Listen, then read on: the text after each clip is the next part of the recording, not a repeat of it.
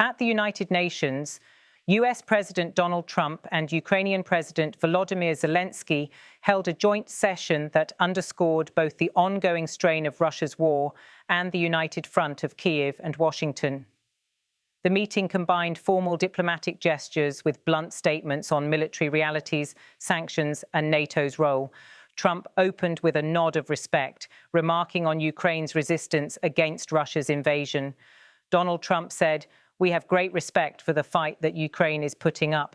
It's pretty amazing, actually, Zelensky responded with gratitude, emphasizing US support and the role of First Lady Melania Trump in humanitarian discussions. Volodymyr Zelensky said, "Thank you for this meeting. Thank you for your personal efforts to stop this war just now, Mr. President. And I have to say that just now our First Ladies of Ukraine, First Ladies of the United States, yes, just now we'll have a meeting about Ukrainian children. Thank you for Melania's personal involvement to this topic, and this is very important." Zelensky then highlighted battlefield developments. He reported territorial gains and stressed Ukraine's determination to continue fighting until Russia halts its aggression. Zelensky said, "Thanks to our soldiers and to the possibility to furl the program when NATO countries, our soldiers occupied 360 kilometers and they in so-called 1,000 soldiers. We will continue until Russia will stop this war, and I hope that they will stop." He pressed for additional sanctions, underscoring Moscow's economic fragility. Zelensky said, "We know that the economy of Russia is not doing well with this during this war. We need more pressure, more sanctions, and I hope with the United States, first of all, and Europe." The Ukrainian leader also urged measures to restrict Europe's energy dependence on Russia. Zelensky said, "I want to discuss it, how to stop some countries from Europe to stop the possibility to buy Russian oil and gas. I had conversation with President of Slovakia and Prime Minister. I'm not sure that Hungarians are ready, but everything can see the future." When asked by reporters if NATO nations should respond directly to Russian incursions, Trump was unequivocal. Donald Trump said, "Yes, I do." Pressed further about his trust in Moscow's leader, Trump offered a cautious response. Trump said, "I'll let you know in about a month from now." On security guarantees for Ukraine, Trump suggested discussions would come later.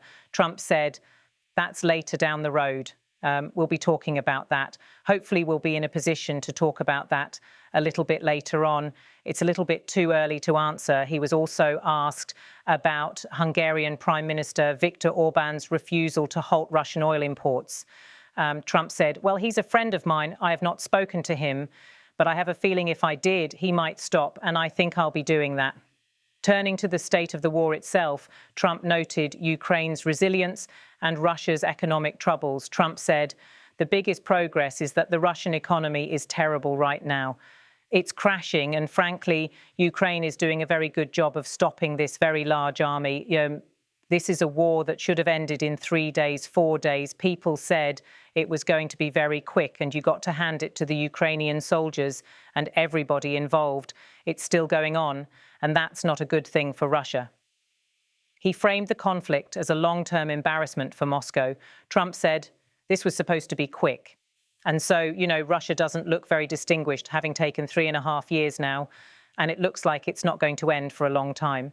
When asked about reports of a drone incursion in Denmark, Trump was measured.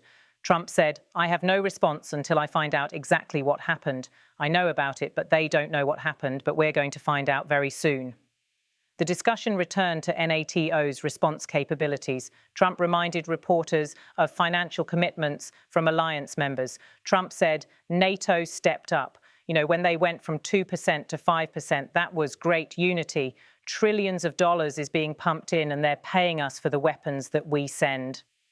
He contrasted this with past policy under President Biden. Trump said, "In the old days, Biden gave them everything, gave them $350 billion worth of money and weapons. That's a lot of money and a lot of weapons, and we got really not much for it."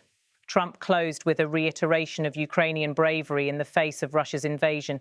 Trump said, "We gave the money to Ukraine to fight, and they've proven they're very brave." I mean, look, they're fighting in a war going on 3.5 years, and people thought it would be over quickly because Russia is a big military power. And Ukraine, I tell you, they are good fighters. Got to hand it to. They have a lot of courage, a lot of guts. The exchange, though punctuated with brief remarks, highlighted a clear alignment. US recognition of Ukraine's defence efforts, continued advocacy for sanctions, and an insistence that NATO should confront Russian incursions if they occur,